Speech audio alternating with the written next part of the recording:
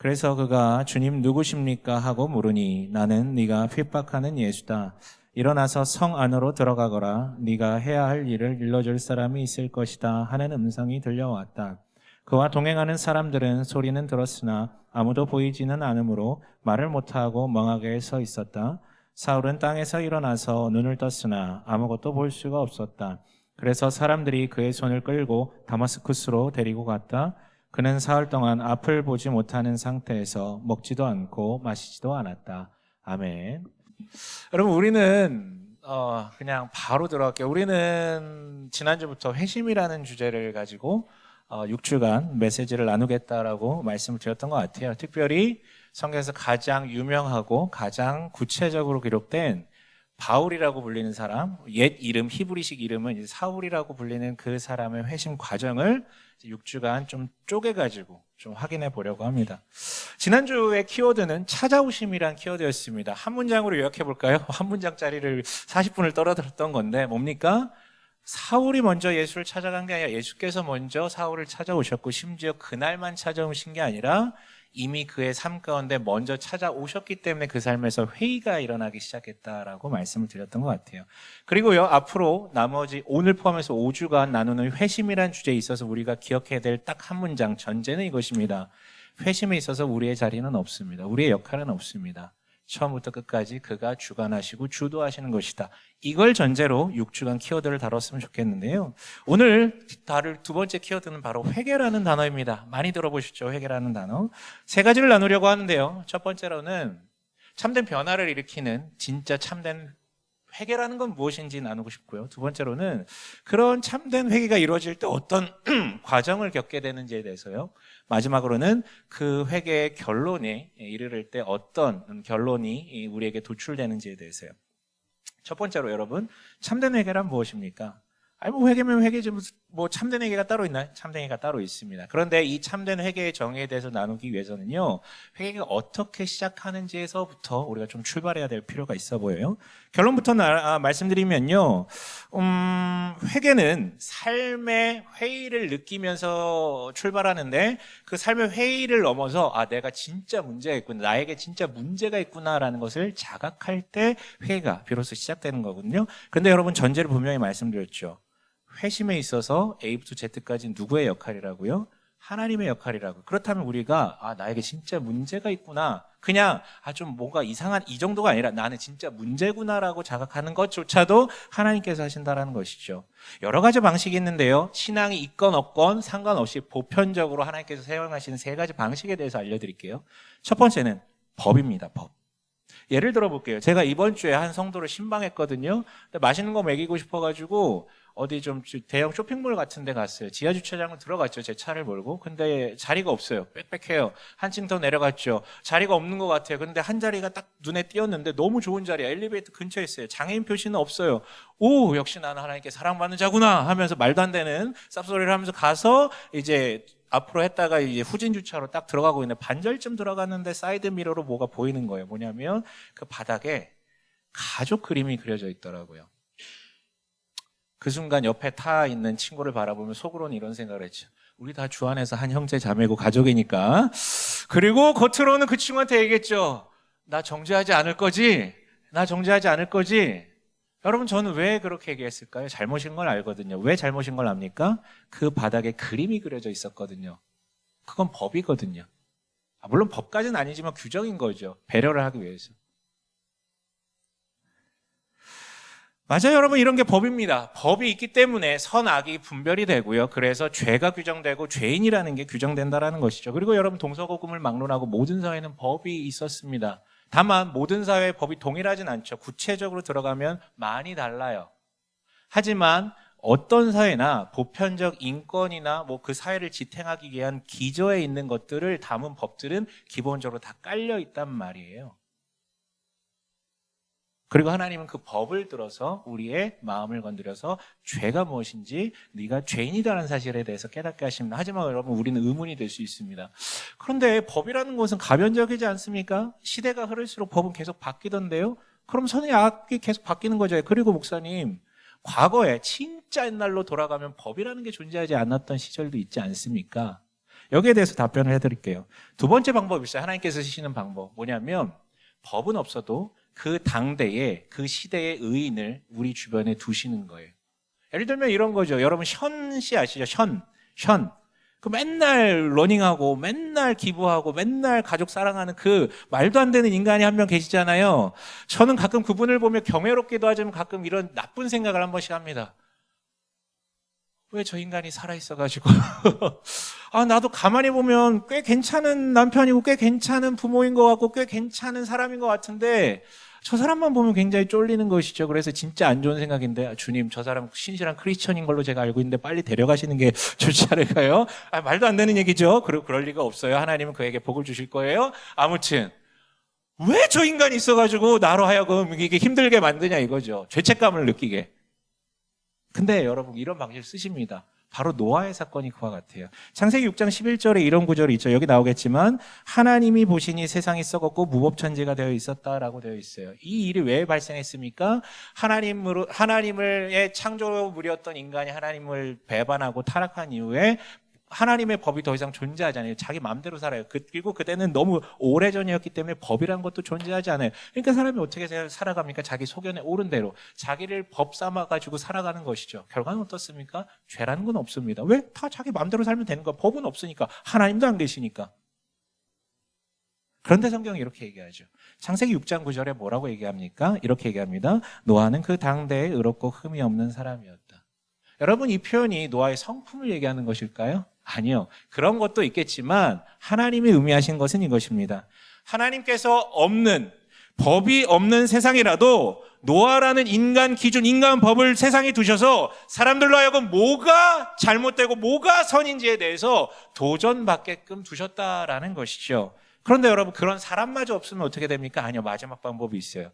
하나님이 주시는 마지막 방법은 바로 내면의 법이라고 불리는 양심입니다. 여러분 양심 때문에 괴롭지 않으세요? 여러분 사회생활 하다 보면 어떤 인간들이 잘 나갑니까? 어떤 인간이 성공합니까? 탐욕스럽고요. 남을 핍박하는 사람들이 잘 나간다. 이건 진실이에요. 저는 동의할 수밖에 없는 진실이에요. 나중에 정의 구현될지 모르겠지만 당장에는 그런 사람들이 더 잘 사는 것 같더라고요. 그런 사람들 보면 왜 나는 저렇게 못 살지? 막 양심이 계속 찔리니까 못 사는 거예요. 해보려고 해도. 근데 성경은요, 이게 진화적으로는 설명이 안 되죠. 생존에 유리하려면 생존에 유리한 방식으로 진화된다면 그럼 양심이 사라져야 돼요, 점점. 근데 양심은 사라지지 않아요. 왜냐하면 성경이 분명히 규정하거든요. 인간은 하나님의 형상대로 하나님을 닮게끔 창조된 존재고 하나님은 정의와 사랑이 계신 분이기 때문에 네가 하나님을 닮은 존재라면 그 안에 그게 작동한다라는 것이죠. 바로 그 내면의 법, 양심이 내가 주인임을 깨닫게 합니다. 그래서 여러분 하나님께서 사용하시는 이런 방법을 통해 신앙이 있든 없든 자기에게 큰 문제가 있음을 자각할 때 회개가 시작돼요. 그리고 그 회개가 시작되면 바로 변화가 일어나게 되죠. 이것은요 여러분 신앙이 있든 없든 뭔가 큰 변화를 일구어낸 사람들의 삶을 추적해보면 다 동일해요. 내게 큰 문제가 있구나라는 걸 자각한 사람이 그게 변화가 시작된 말이에요. 그러나 여러분 우리는 여기서 또 다른 질문을 던져야 됩니다. 근데요 목사님, 변화가 시작된 사람들은 많은데 어떤 사람들은 변화가 중지되거나 아니면 도로아미타불이 되던데요. 이건 어떻게 설명하실 것입니까? 바로 여기에 참된 회개와 거짓 회개가 구별되는 지점이 있어요. 여러분 오늘 본문을 볼게요. 이미 예수께서 찾아오셨을 때 사울하고 불렸을 때 사울은 대답하죠. 주님 누구십니까? 정체를 묻습니다. 그러자 예수께서 뭐라고 대답하셨죠? 우리 오늘 본문도 읽었지만 나는 네가 핍박하는 예수다라고 정의하고 있어요. 근데 여러분 주목해 보십시오. 좀 이상하지 않습니까? 좀 이상하지 않습니까? 예수님의 대답이. 왜냐면요 사울은 예수를 만난 적이 없어요. 사실 대면해 본 적이 없는데 뭘 핍박합니까? 정확히 얘기하면 예수 따르는 사람들을 핍박한 적은 있죠. 그건 인정할 수 있어요. 근데 예수를 핍박한 적은 없어요. 근데 예수님께서는 네가 나를 핍박했다라고 얘기를 하죠. 여러분 이건 은유인가요? 야, 내 애새끼들 건드리면 나 건드리는 것과 똑같아. 뭐 이런 은유적 수사인가요? 그렇게 해석할 수도 있겠지만 아니요. 이 구절만이 아니라 성경의 전반적으로 자기가 죄인임을 깨달은 사람들은 이상하게도 한결같이 뭐라고 고백하냐면 내가 하나님께 죄를 지었다라고 얘기를 해요. 대표적인 예를 들어볼게요. 진짜 나쁜 놈 하나 소개해 드릴게요. 여러분 다윗 아시죠? 진짜 죄송해요. 조금 속된 말을 쓰자면 이 새끼 진짜 나쁜 놈이에요. 정말 나쁜 놈이에요. 이런 저질이 없어요. 물론 처음부터 그러지 않았습니까? 하나님께 기름 받은 어떤 사건들이 있었잖아요. 하나님 마음에 합한 자였거든요. 물론 그 왕이 되는 과정 가운데 사울이라는 악마 같은 존재가 다윗을 엄청 핍박하지만 하나님의 도우심으로 말미암아 왕 위에 올라요. 그리고 끝나나요? 아니요. 하나님께서 복주심으로 말미암아 그의 통치 가운데 이스라엘이 엄청난 번영을 누리고요. 외국과 싸우면 다 이게 전승을 거둬요. 백전백승을 거둔단 말이에요. 그러다가 문제가 생깁니다. 사무엘하 11장에 여러분 잘 아시는 밧세바 사건이 기록되어 있어요. 또다시 전쟁할 때가 찾아왔습니다. 그런데 이 다윗이요, 지금까지 단 한 번도 하지 않던 짓을 합니다. 뭐냐면 전쟁이 벌어졌는데 지금까지 모든 전쟁에는 자기가 직접 참여해서 이 자기의 부하들과 동거동락하면서 그들을 아끼면서 선두에 서서 지휘를 했던 자인데 이때 처음으로 안 나가요. 다 보내고 자기는 나가지 않습니다. 그리고 뭐 하는 줄 아세요? 궁에 홀로 남아서 뭐 했다고 되어 있냐면 낮잠 잤다라고 되어 있어요. 사지로 몰아놓고 낮잠 잤다라고 되어 있어요. 여러분 여기만 보면 우리는 이미 알 수 있죠. 뭔가 많이 변했구나. 예, 자기 부하들을 이제는 더 이상 동지야 동료가 아니라 자기의 소모품, 말로 생각하기 시작했던 거예요. 도구로 봤던 거죠. 또한 여러분 그렇게 한잠 잔 뒤에 그가 뭐 했는지 아십니까? 할 일이 없는 거예요. 다 떠나가 있으니까. 그래서 날도 선선해지니까 산책을 나갔어요. 궁이잖아요. 높은 데 있었어요. 높은 데 옥상 같은 데 산책을 나가다가 저 밑에 있는 벌거벗은 여인을 봅니다. 그 여인은 지금 목욕하는 중이었거든요. 누구도 자기를 볼 수 없다라고 생각했는데 너무 높은 데서 보였던 것이죠. 거기에서 욕정의 동안 다윗은 그 밧세바라는 여인을 끌고 오게 합니다. 남편이 있음에도 불구하고 끌고 오게 해서 취해버리죠. 간음을 합니다. 그런데 이 여인이 여러분 임신을 합니다. 이 사실을 알게 된 다윗이 어떻게 합니까? 회개합니까? 아니요. 전장에 나가 있는 그녀의 남편, 충직한 군인이었던 장교였던 우리아를 소환합니다. 그리고 실수를 진탕 먹이죠. 그리고 집으로 돌아가서 회포를 풀라고 합니다. 네, 여러분 전장에서 오랫동안 고생하다가 와서 술도 취하고 집에 가면 어떤 일이 발생하겠습니까? 당연히 부인이잖아요. 관계를 가질 수 있겠죠. 그걸 기대했던 거예요. 그래서 아이가 우리아의 아내라고 몰고 가고 싶었던 거예요. 근데 이 충직한 군인은 내 동지들이 저기서 목숨 걸고 싸우고 있는데 나 혼자 이런 것을 즐길 수 없다면 집에 들어가지 않아요. 그래서 다윗이 어떻게 합니까? 그의 손에 편지를 들려보내 지휘관에게 전달하게 하죠. 그 편지의 내용은 뭐였습니까? 이 편지를 전달하는 이 인간을 누구라도 죽을 수밖에 없는 가장 치열한 전장으로 보내버리라고요. 그래서 실제로 우리아는 죽습니다. 여러분 이거보다 나쁜 인간이 있습니까? 이거 진짜 나쁜 새끼예요. 진짜 나쁜 새끼입니다. 욕하셔야 돼요. 근데 우리아가 죽었다는 소식을 듣고 다윗이 어떻게 했을까요? 여러분 성경 보세요. 우리아가 죽었다는 소식을 들었는데 회개하지 않아요. 안도했을 거예요. 그러나 하나님은 그를 사랑하셨기 때문에 여러분 회개라는 게 스스로 돌이킬 수가 없어요. 그러나 그를 사랑하셨기 때문에 나단 선지자를 보내십니다. 법이 무엇인지 무엇이 옳은 것인지 깨닫게 하세요. 그러자 다윗이 거기에서 주저앉으며 회개하며 지었던 시가 바로 시편 51편인데요. 51편에 뭐라고 얘기하고 있냐면 1절에 이렇게 2절에 이렇게 얘기를 해요. 내 죄악을 말끔히 씻어주시고 내 죄를 깨끗이 없애주십시오. 구구절절하게 회개하는 것 같죠. 근데 내용이 너무 이상해요. 여기서부터 주목하셔야 되는데 뭐라고 구체적으로 얘기하냐면 4절에 이렇게 얘기합니다. 이건 한번 읽어보실 필요가 있어요. 함께 읽습니다. 시작. 오직 주님께만 나는 죄를 지었습니다. 여러분 이게 말이 됩니까? 지금 누구한테 죄를 지었습니까? 밧세바에게 죄를 지고 우리아에게 죄를 지고 자신의 동료 부하들에게 죄를 진 것이죠. 근데 하나님께만 죄를 지었대요. 여러분 이거 종교적으로 경도된 이 미친놈 아닙니까? 사이코패스입니까? 왜 하나님께만 죄를 지었다라고 고백을 합니까? 여러분 잘 보세요. 앞서 저는 분명히 말씀드렸어요. 그래 내가 문제가 크게 있음을 자각한 자에게 변화가 시작된다고. 근데 누군가는 변화가 지속되고 누군가는 멈추거나 퇴보한다고요.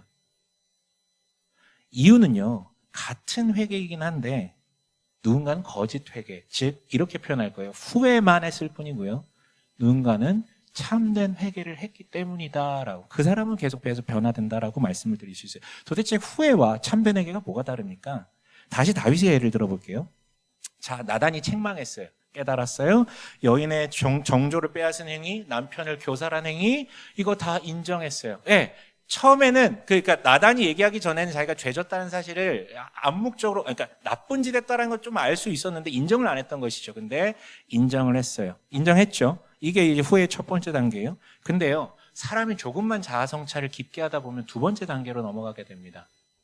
뭐냐면 이러한 나의 나쁜 짓들이 사실은 타인을 핍박한 게 아니라 자기를 핍박했다라는 사실을 깨닫기 시작해요. 무슨 얘기냐면 이런 거죠. 결론은 내가 저 여인을 겁탈하고 저 남자를 교살한 행위, 근데 사실은 그 행위 이전에는 어떤 시각이 있냐면 내가 저 사람들을 나의 도구로 봤다라는 것을 깨닫게 돼요. 도구로 봤기 때문에 함부로 대한 거예요. 사람으로 봤으면 그렇게 볼 수 없어요.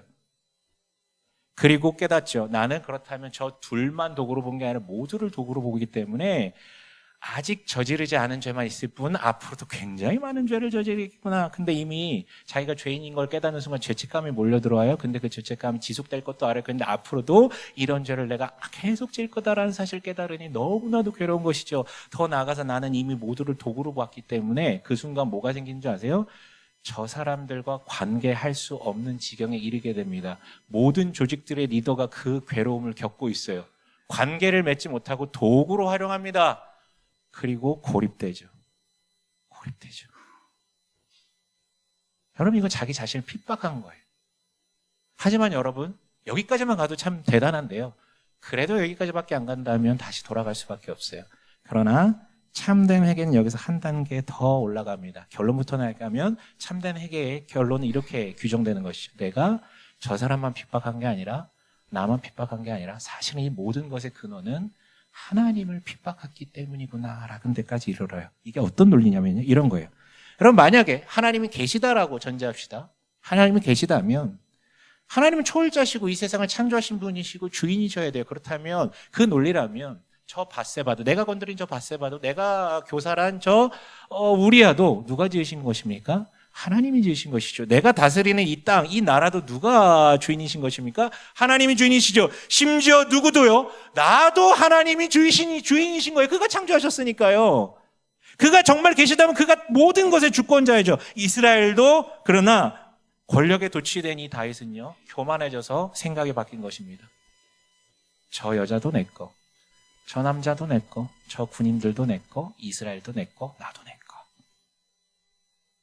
하나님의 주권을 다 잊었습니다. 그 결과 본래 하나님을 알았지만 이것을 잊어버린 결과 저 여자도 도구로 보이고 저 남자도 도구로 보이고 다 나의 도구로 보이고 다 내 것으로 보이기 시작했던 것뿐이죠. 그의 주권을 인정하지 않으니까요. 여러분, 이것은 하나님을 아는 자만의 사례는 아닙니다. 다윗은요, 하나님을 원래 알았는데 망각하고 잊어버렸기 때문에 이런 짓을 벌인 거고요. 하나님을 아예 모르고 들어본 적이 없는 사람도 동일해요. 로마서에 보면요, 하나님을 알만한 것들을 세상에 많이 남겨놓으셨다라고 그랬어요. 근데 진지하게 자신의 내면을 돌아보지 않기 때문에 결론은 동일하게 나는 거죠. 하나님은 없다. 하나님의 주권은 없다. 그리고 지 멋대로 가기 시작하는 것입니다. 그렇다면 여러분, 하나님의 주권을 인정하지 않는다면 하나님의 법을 따르지 않는다는 것이고요. 그럼 무슨 법을 따를까요? 자기의 법을 따르겠죠. 근데 여러분, 솔직히 물어봅시다. 여러분, 법 있으세요? 내면의 법 있으세요? 내면의 기준 있으세요? 정말 인격적으로 훌륭하신 분들은 내면의 원칙 같은 걸 갖고 있습니다. 하지만 그것도 떠들어보면요, 결국 합리화된 게 되게 많아요. 어차피 그 원칙을 잘 지키지도 못하지만 떠들어보면 자기 기만인 경우가 많다고, 자기를 위한 원칙인 경우가 많다고요. 결국은 여러분, 법 따라 사는 게 아니라 지 멋대로, 즉 자기 욕망대로 살아가게 됩니다. 여러분, 이 모든 악순환의 시발점은 그래서 이 다윗이 고백하듯 모든 성경 기자들이 고백하듯 이 모든 죄의 결과물들은 결국은 우리가 하나님을 핍박했기 때문에, 하나님께 죄를 지었기 때문이었구나라고 결론이 나는 거예요. 그래서 여러분, 사실은 제가 읽진 않았는데 시편 51편 시작은 다윗이 이렇게 고백하면서 얘기를 해요. 1절에 뭐라고 얘기하냐면요, 이렇게 자기 죄명을 규정합니다. 내 반역죄를 없애달라고요. 그러니까 저 여자에게 이렇게 한 것, 저 남자에게 이렇게 한 것도 다 잘못이지만 내 죄는 하나님께 반역했기 때문에 일어난 모든 일이라고요. 그래서 그 결과 하나님께만 죄를 지었습니다라고 고백하는 것입니다. 그래서 오늘 사울에게 예수께서 나타나셔서 뭐라고 얘기합니까? 사울은요, 예수를 만난 적도 없는데 예수님께서 뭐라고 얘기하십니까? 네가 나를 핍박했다고요. 네가 예수 믿는 사람들을 핍박했다가 아니라 네가 나를 핍박했다고요. 이 위에. 여러분, 그렇다면 두 번째로 넘어볼게요. 그렇다면 회개가 시작돼서 그 과정은 어떠합니까? 결론부터 말씀드리면요, 처절한 고뇌가 찾아옵니다. 주로 이 기간에는 이성을 많이 활용하는데요. 이런 것이죠. 뭐 사울의 예를 들자면 정말 내가 본 게 맞나? 이거 환청 아니야? 환각 아니야? 나에게 막 뭐 예를 들어 우리로 따지자면 뭐 그런 걸 못 봤더라도 마음에 뭔가 감동이 있어. 이거 내가 그냥 착각한 거 아닐까? 내 감각을 의심하죠. 나아가 나는 예수를 핍박한 적 없는데 왜 내가 예수를 하나님을 핍박한 자라고 하는 거야? 더 나아가 아니 나는 최선을 다해서 살았을 뿐인데 누가 나에게 돌을 던질 수 있어? 내가 뭘 했어? 근데 이 모든 사실을 인정하더라도 또 고뇌가 찾아오죠. 왜냐하면 만약에 이것을 인정한다면 내가 지금까지 살아온 모든 삶, 즉 내가 의존하던 것들에 의존했던 그 삶을 다 부정해야 되거든요. 이것만 부정할까요? 아니요. 그걸 의존함으로 인해서 얻었던 거 있잖아요. 사울에게 있어서는 율법을 지킴으로 명예를 얻었거든요. 그것까지도 다 부정해야 돼요. 즉 악만 부정하는 게 아니라 내가 일구었던 선까지도 다 부정해야 돼요. 그래서 되게 괴로워요. 이 과정을 오늘 본문을 잘 표현하고 있습니다. 여러분 이 사건 이후에 사울이 눈이 먼 상태로 끌려가게 되죠. 그래서 어떻게 했다고 그럽니까? 식음을 전폐합니다. 여러분 이 사람은 눈이 지금 안 보이는 거지 밥을 못 먹는 게 아니거든요. 근데 식음을 전폐했다고요. 왜요? 괴로우니까. 갈등이 내면에 너무 일어나니까 밥을 못 먹겠는 거예요. 여러분 이 회개의 과정이 좀 어렵게 들린다면 아주 쉬운 아주 적합한 제가 이거 여러분과 나누려고 진짜 쟁여놨던 진짜 나는 이게 진짜 정확한 비유구나 했던 예가 하나 있어요. 그럼 백혈병이라는 질병 아시죠? 꼭 백혈병만이 아니라 이런 난치성 혈액 문제를 해결할 수 있는 유일한 방식이 뭔지 아십니까? 의학적으로 지금 우리에게 제공되는 유일한 하나의 방식은 뭐냐면 골수라고 불리는 거 있잖아요. 그걸 이식받는 수밖에 없어요. 약으로 안 돼요. 골수를 이식받아야 돼요. 그게 조혈모 세포라고 하는데 그 세포를 건강한 나에게 맞는 그 세포를 이식받아야만 살아날 수 있거든요. 그래서 우선은 나에게 맞는 그 세포를 찾는 그 어떤 조직을 갖고 있는 사람을 찾는 게 우선이겠죠. 그런데 그걸 찾아도의 끝이 아니에요. 되게 독특한 게 하나 있으면 뭐냐면 기증자를 찾으면 병원에서 어떻게 하냐면 환자를요 반쯤 죽여놓습니다. 물론 여러분 몽둥이 때문에 몽둥이 찜질한다는 게 아니고요. 강력한 항암제와 방사선을 통해 가지고 죽여놔요. 거의 죽여놔요. 송장을 만들어놔요. 왜냐하면 인간의 몸은요. 알죠? 면역체계가 있는 거. 그래서 외부에서 나랑 이질적인 게 들어오면 죽이려고 하거든요. 근데 골수를 바꾼다는 거는 어마어마한 작업이기 때문에 죽여놔야 돼요. 덤비지 못하게. 그러니까 내가 스스로 막 방어하려면 그걸 죽여놔야 된다고요. 내가 살려면 나를 먼저 죽여놔야 돼요. 이게 여러분 회개 과정과 너무 유사해요. 결론적으로는요, 내 안에 나를 끝까지 변호하고 싶은, 나는 그래도 괜찮은 사람인데라는 걸 변호하고 싶은 그거를 죽여놔야지 받아들일 수 있어요. 그게 너무 괴롭다라는 것이, 이게 바로 회개의 과정이에요. 그렇다면 마지막 세 번째로 회개의 결론은 무엇입니까? 논리적 구조에 따라서 제가 4단계로 정리를 해봤는데요. 이건 꼭 신학적인 표현은 아니겠지만 제가 그냥 본문을 통해 정리한 거예요. 첫 번째로는요. 아까 그 다윗에게로 돌아가 보죠. 다윗이 회개하면서 마지막에 이렇게 고백합니다. 5절에 뭐라고 얘기하냐면요. 이렇게 고백해요. 실로 나는 죄 중에서 태어났고 어머니 태 속에 있을 때부터 죄인이었습니다. 아까는 반역자라고 하더니 이제는 나 태어날 때부터 죄인이라고 얘기를 해요. 무슨 뜻이냐면 자신이 타인을 핍박하는 거, 내가 나를 핍박하는 거, 심지어 하나님을 핍박하는 자라는 것을 온전하게 자각한 자는 자기의 존재 자체가 문제가 있다는 걸 생각해요. 이 문제만이 아니라 나라는 존재 자체에 문제가 있다는 것을 고백하게 돼요. 즉 태어날 때부터 본투비 죄인이라는 것을 인정할 수밖에 없죠. 오늘 사울의 결론과도 일치합니다. 사울은 이렇게 고백했었어요. 로마서 7장 18절에서요.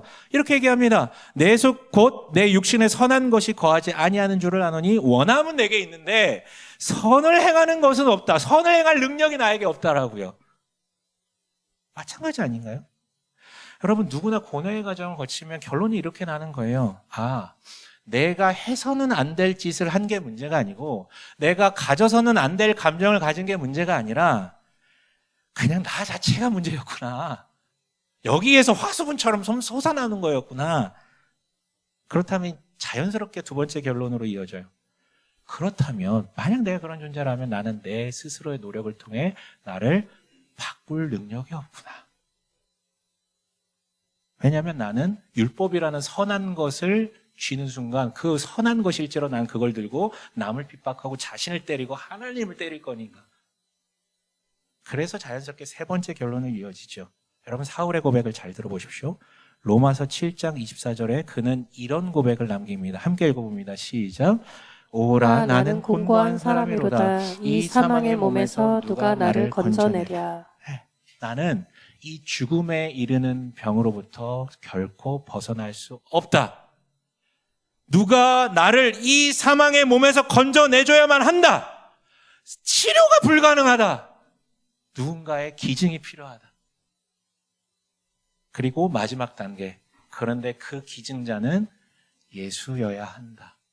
왜 결론이 이렇게 납니까? 교회라서? 아니요, 이거는 너무나도 논리적인 결론이에요. 뭐냐면 이렇게 물어볼 수 있죠. 아니 그래요, 뭐 기증을 받아야 된다고 할 수 있는데 세상에 사람 이렇게 많은데요, 기증 아무한테나 받으면 되지 않나요? 세상에 이렇게 가르침과 철학들 많은데 좋은 선생님 따라가면 되지 않나요? 아니요 여러분, 나보다 좀 날 수 있지만 그 인간도 죄인입니다. 결국은 그 인간도 자기중심적으로 얘기할 수밖에 없어요. 인간이 인간을 지도할 수 없습니다. 그렇다면 또 다르게 물어볼 수 있죠. 아니 그렇다면 오케이, 신에게 의존합시다. 근데 왜 꼭 예수여야만 하나요? 다른 종교 신들도 많잖아요. 예, 근데요 이것도 답이 될 수 없습니다. 왜냐하면 여러분 다른 종교를 진심으로 한번 믿어보십시오. 배워보십시오. 그렇다면 모든 종교의 결론이 이렇게 납니다. 네가 깨끗해지면 내가 너를 구원하리라. 네가 수행을 통해서 어느 정도 마일리지를 쌓으면 내가 너를 구해주리라. 모든 종교는 다 똑같습니다. 근데 우리 예수님이 왜 답입니까? 오늘 보셨잖아요. 예수님은요, 네가 죄인임을 이미 알고 있을 때에 먼저 찾아오셨다고요. 심판하러요? 아니요. 물론 오늘 네가 나를 박해하는 자다라고 말씀하시지만 그 전에 뭐라고 얘기합니까? 지난주에 얘기했잖아요. 사울아 사울아라고 그의 이름을 부르세요. 이 반복되는 호칭은 뭐라고요? 나의 가족, 나의 연인, 나의 친구한테만 애칭적으로 부를 때 그렇게 반복해서 부른다고요. 내가 죄인이라는 거 다 아는데, 깨끗하지 않다는 건 아는데 그가 먼저 찾아오셨기 때문에. 그래서 그분만이 답입니다. 물론 한 가지 질문이 더 남죠. 오케이, 찾아오셨어요. 그가 사랑이 많다는 거 알아요. 근데 능력이 있어야 죽음으로부터 벗어나게 할 수 있지 않습니까? 근데 여러분 사울은 여기서 그런 질문까지 갈 필요가 없었어요. 왜냐하면 사울아 사울아 부르는 그 예수가 자기 눈앞에 있다는 것을 봤기 때문에요. 왜요? 사울은요, 예수가 분명히 죽었고 저주받아 죽었다라고 확신하던 사람이었어요. 그래서 이단 괴수라고 여겼죠. 근데 자기 눈앞에 나타난 거잖아요. 그렇다면 이 꼴을 예수쟁이들이 말하듯 이분은 부활한 게 맞아요. 부활했다는 건 무엇입니까? 죽음으로부터 벗어났다라는 것이죠. 그래서 결론이 예수예요. 나는 죽어 마땅한 존재인데 나 스스로 여기서 벗어날 수 없는데 그분은 나를 먼저 찾아오시는 사랑의 분이, 조건을 따지지 않고 먼저 찾아오시면서 심지어 죽음의 능력을 이기신 부활의 주님이시다. 예수밖에 없구나. 이게 마지막 결론입니다. 그렇다면 여러분 그렇게 요청받은 예수님 당신밖에 없습니다. 나를 구원하셔야 됩니다라고 요청받은 예수는 어떻게 하실까요? 그럼 다시 조혈모소포 이야기로 돌아가 볼게요. 자, 환자는 반쯤 죽었죠. 자, 반쯤 죽었습니다.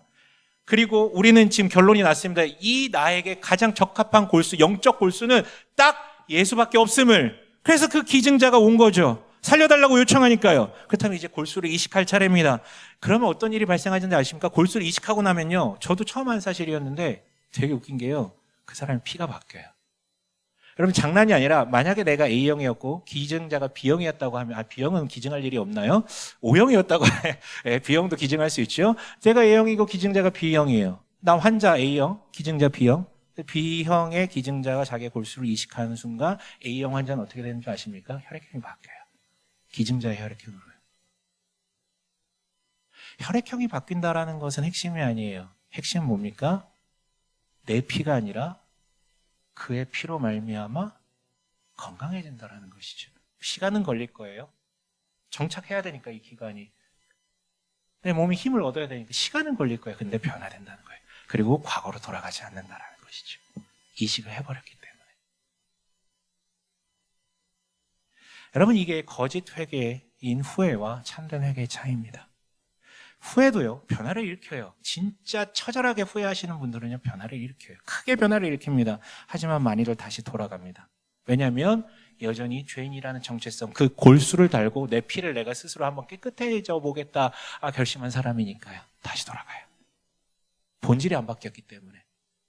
그러나 참된 회개는 예수가 내 안에 들어오신 것입니다. 그래서 신비적 변화가 일어나고 성경은 그 신비적 변화를 내 안에 거하는 예수의 영인 성령께서 주관하시며 인도해 가신다라고 얘기를 하죠.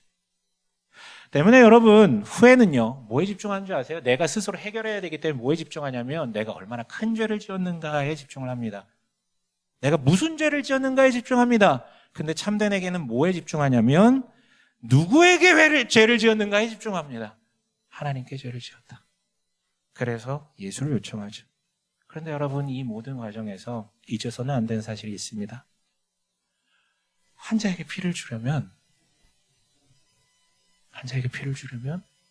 누구도 피를 흘려야 됩니까? 예수님도 피를 흘려야죠. 기증자도 피를 흘려야죠. 환자에게 골수를 주려면 누구의 골수도 째야 됩니까? 기증자의 골수도 째야겠죠. 마찬가지입니다.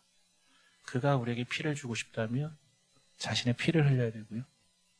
더 나아가 그가 우리에게 생명을 주고 싶다면 간단한 논리예요. 자기의 생명을 내려놔야 합니다. 그래서 십자가에 지셨습니다. 그게 저주받아 나무에 달린 그분의 정체입니다. 말씀을 마칠게요. 이 자리에 계신 여러분들, 이 자리에 여러분들이 나오셨다면 여러분들은 이미 예수께서 찾아가신 상태입니다. 기존에 내가 예수를 믿었던, 오늘 처음 나왔던 예수께서 찾아가신 상태입니다. 그렇다면 회개하십시오. 무엇보다 이 자리에 계신 아직 예수를 영접하지 못하신 분들, 영접했다라고 생각을 하지만 회심하지 않으신 분들, 그대로 살아도 괜찮습니까? 풍성한 삶을 열망하지 않으십니까? 그렇다면 당신에게 필요한 것은, 전 정죄하지 않겠습니다. 저도 죄인이니까요.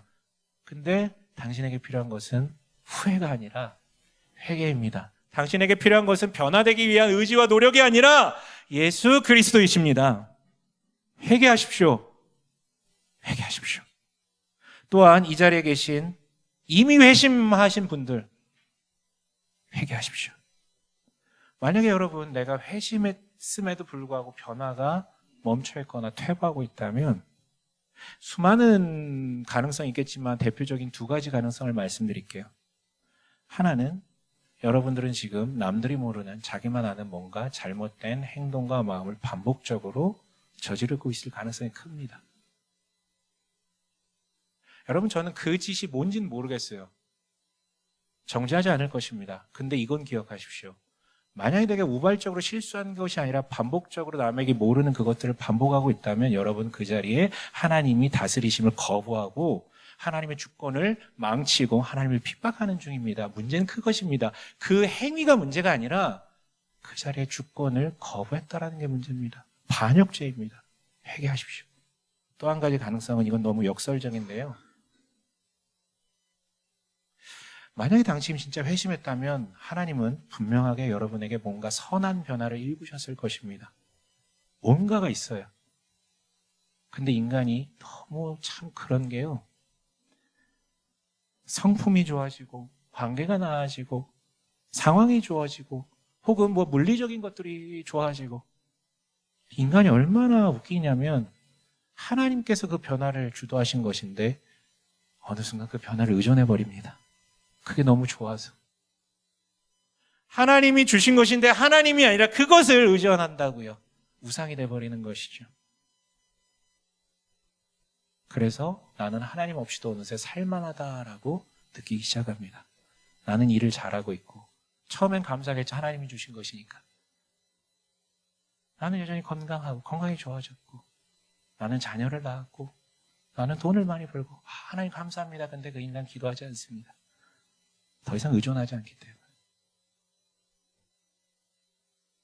하나님이 주신 좋은 것을 의존하고 있는 당신, 회개하십시오. 회개하십시오. 그러나 여러분, 결론은 이렇게 납시다. 하나님은 여전히 당신을, 우리를 사랑하십니다. 그래서 찾아오십니다. 회개하십시오.